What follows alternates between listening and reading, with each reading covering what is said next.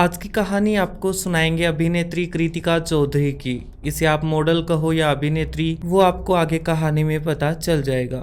आपको जानकर हैरानी होगी कि इस अभिनेत्री की हत्या सिर्फ 2000 रुपए के लिए कर दी गई। इसने घर बताए बिना 2 शादियां भी की। 3 साल में दोनों शादियों में इसे तलाक भी मिल गया। बॉलीवुड में और कई टीवी सीरियल्स में काम करने वाली और तो और इसने कंगना रनौत के साथ भी रज्जो जैसे मूवीज में काम किया है। सिर्फ 2000 रुपए के लिए किसी ने इसका कत्ल कर दिया, ये बात गले से उतरने वाली कहाँ थी। तो सोचा इस केस पर कहानी बताएं आपको। पहले आपको बता दें इसकी हत्या का कैसे पता चला। भैरवनाथ SRA सोसाइटी जो मुंबई में स्थित है, वहाँ रूम नंबर 504 में इस रूम में बीते 4-5 दिन से बदबू आ रही थी। रूम के अंदर से बदबू आने के कारण आसपास के लोग परेशान हुए और एक दिन वो इकट्ठा हुए। पुलिस को कॉल किया गया कि ऐसे ऐसे रूम से बदबू आ रही है, जिसके बाद पुलिस वहां पहुंचती है और पुलिस ने गेट तोड़कर देखा तो अंदर एक लाश पड़ी थी। कमरे में शराब की बोतलें भी थी और बेड पर कुछ सफेद पाउडर भी मिला। लाश को फोरेंसिक डिपार्टमेंट में भी भेजा गया और उस सफेद पाउडर को भी भेजा गया। करीब 10 दिन बीत जाने के बाद फोरेंसिक की रिपोर्ट आई, जिससे पता चला कि इसके सिर पर तेजधार हथियार से हमला किया गया है। इस मामले से ही इसकी मौत हुई है। फोरेंसिक में ये भी बताया गया कि ये ड्रग्स भी लेती थी। लाश की पहचान मॉडल कृतिका चौधरी के रूप में की गई है। इसके बाद कृतिका के फोन से कुछ नंबर मिले, जहां से पुलिस को इसके माँ बाप का नंबर मिला और पुलिस ने इस घटना की जानकारी इसके माँ बाप को दी, जिसके बाद इसके घर वाले कृतिका का अंतिम संस्कार करते हैं। इसके बाद पुलिस ने कृतिका के माँ बाप से भी कुछ जानकारी हासिल की। कृतिका चौधरी का जन्म 1990 में उत्तराखंड के हरिद्वार में हुआ। कृतिका के पिता ज्वेलरी की दुकान पर गार्ड थे, वहां सिक्योरिटी में तैनात थे। आर्थिक रूप से कमजोर भी थे, पर फिर भी उन्होंने कृतिका की पढ़ाई चित्रकूट इंटरनेशनल कॉलेज से करवाई। इसके घर वालों ने कृतिका से बहुत उम्मीदें रखी थी, मगर कृतिका ने पढ़ाई पूरी होते ही घर बताया कि वह मॉडल बनना चाहती है। घर वालों ने मना किया, पर इसके सिर पर एक जुनून सवार था कि उसे तो बस अब मॉडल ही बनना है और साथ साथ उसे फिल्म इंडस्ट्री में भी काम करना था। हालांकि कृतिका के घर वाले नहीं चाहते थे कि वो मॉडल बने, जिसके चलते घर पर छोटी मोटी कई बार लड़ाई भी हुई कि वह ऐसा ना करे, पर कृतिका ने उनकी बात नहीं मानी। अब जो लोग मॉडल या एक्टर्स बनना चाहते हैं उन्हें सिर्फ मुंबई दिखाई देती है।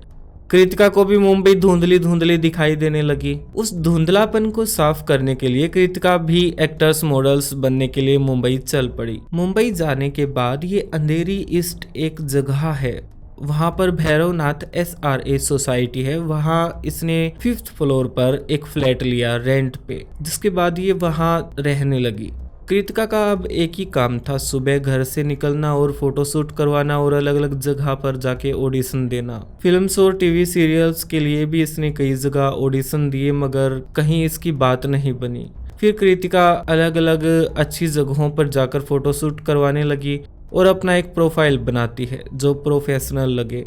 इसमें वो कुछ एक्सपर्ट की भी हेल्प लेती है, जिसके बाद वो कई जगहों पर अपना प्रोफाइल भेजती है। इसके बाद वह छोटे मोटे रोल उसको मिलना शुरू भी हो जाते हैं। कृतिका को मॉडलिंग का रोल मिलना तो शुरू हो जाता है, पर अब उसका ध्यान था कि वह बड़े पर्दे पर आए, किसी फिल्म या फिर वेब सीरीज में। पर यहाँ उसे काम नहीं मिल रहा था। उसे सिर्फ मॉडलिंग ज़्यादा अच्छे से आती थी, तो इसीलिए उसे मॉडलिंग का काम ही मिल रहा था। कृतिका को ये भी पता था कि अगर मॉडलिंग पर वो चलेगी तो उसे फिल्म्स में काम नहीं मिलेगा, क्योंकि मॉडलिंग करने वालों को फिल्म में ना के बराबर काम मिलता है। यहाँ अब कृतिका निराश रहने लगी। इसी दौरान मॉडलिंग में कृतिका को एक असाइनमेंट मिला, जिसको लेकर उसे दिल्ली जाना पड़ा। दिल्ली में रहने के दौरान उसकी दोस्ती हुई अभिषेक त्रिवेदी से। अभिषेक त्रिवेदी खुद को एक सक्सेसफुल बिजनेसमैन बताता था। इसके बाद दोनों में प्यार हुआ और दोनों ने शादी कर ली। करीब 9-10 महीने तक सब ठीक ठाक चला। 9-10 महीनों में कृतिका कभी कभार बीच में मुंबई भी जाती थी अपने एक्टर्स का ख्वाब पूरा करने के लिए। अभिषेक त्रिवेदी को ये सब पसंद नहीं था। वह नहीं चाहता था कि उसकी पत्नी छोटे कपड़ों में नजर आए। अभिषेक ने कृतिका को कई बार समझाया, पर कृतिका ने अभिषेक की कोई बात नहीं मानी। दोनों में लड़ाई झगड़ा होने लग गया।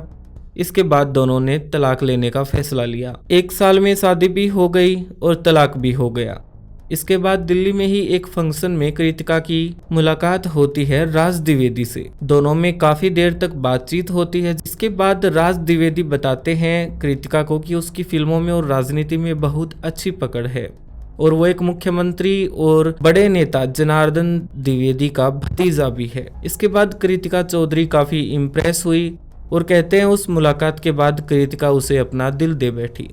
कृतिका को एक चीज तो क्लियर हो गई थी कि उसका सपना राज द्विवेदी ही अब पूरा कर सकता है। राज द्विवेदी से कृतिका को प्यार हो जाता है और दोनों आपस में शादी कर लेते हैं। दरअसल राज द्विवेदी एक ठग था जो लोगों को जनार्दन द्विवेदी का भतीजा बताकर अक्सर ठगता था। इसके बाद दोनों मुंबई पहुंचते हैं। राज द्विवेदी कुछ डायरेक्टर से बात करता है। मुंबई पहुंचने के बाद कृतिका को एक फिल्म में काम मिल जाता है। कृतिका के जीवन की यह पहली फिल्म थी जिसमें कृतिका को एक रोल मिला था। फिल्म में कंगना रनौत भी काम कर रही थी। इस फिल्म में कृतिका की एक्टिंग देखकर लोगों ने कृतिका को खूब सराहा। अब ये फिल्म हिट हुई या नहीं हुई इस बारे में हमें ज्यादा जानकारी नहीं है। कृतिका की जिंदगी तो सुलझने लगी थी, पर इसका पति जो था राज द्विवेदी उसके उल्टे दिन शुरू हो चुके थे, क्योंकि वह अक्सर अमीर लोगों को ठगता था और खुद को जनार्दन द्विवेदी का भतीजा भी बताता था। लोग इसके बहकावे में आ भी जाते थे क्योंकि उन दिनों जनार्दन द्विवेदी एक बड़ा नाम था। इसी दौरान मुंबई में ब्रिजेश पटेल जो एक कांग्रेस के बड़े चेहरे हैं उनको ये ठग लेता है और खुद को जनार्दन द्विवेदी का भतीजा बताकर ब्रिजेश पटेल से करीब 70 लाख रुपए ले लेता है। 2 महीने बीत जाने के बाद जब ब्रिजेश पटेल को एहसास हुआ कि उसे तो चूना लग गया है तो उसने कांग्रेस के बड़े नेताओं को ये बात बताई। ये बात दिल्ली के कमिश्नर तक पहुंच गई। तभी एक नेता की पार्टी चल रही थी, उसमें जनार्दन द्विवेदी भी आए थे। वहां दूसरे नेता जनार्दन द्विवेदी को कहते हैं कि तुम्हारा भतीजा राज द्विवेदी लोगों को ठग रहा है और उसने ब्रिजेश पटेल से 70 लाख रुपए भी लिए हैं। इस पर जनार्दन द्विवेदी को गुस्सा आता है। वो बताते हैं कि उसका तो कोई भतीजा ही नहीं है। जनार्दन द्विवेदी कमिश्नर से बात करते हैं और इस मामले में कार्रवाई करने के आदेश देते हैं। उस वक्त ये बात चीफ मिनिस्टर पृथ्वीराज चौहान को भी पता चल गई थी।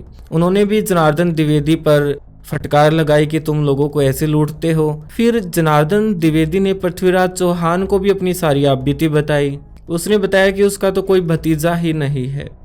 जिसके बाद मुंबई क्राइम ब्रांच को ये मामला दिया गया। इसके बाद आरोपी की तलाश शुरू हो गई। 1 महीने में राज द्विवेदी को गिरफ्तार कर लिया गया। गिरफ्तार करने के बाद कृतिका को भी इस बात का पता चलता है कि यह जनार्दन द्विवेदी का भतीजा नहीं है, यह तो कोई ठग है। ये सब पता चलते ही कृतिका चौधरी राज द्विवेदी को तलाक दे देती है। करीब 1 महीने बाद कृतिका की लाश पाई जाती है। पुलिस कृतिका के दोनों हस्बैंडों से पूछताछ करती है जो उसके पास्ट में थे कि कहीं उन्होंने तो नफरत के चलते इसकी हत्या नहीं कर दी है, लेकिन पुलिस को कहीं कामयाबी नहीं मिलती।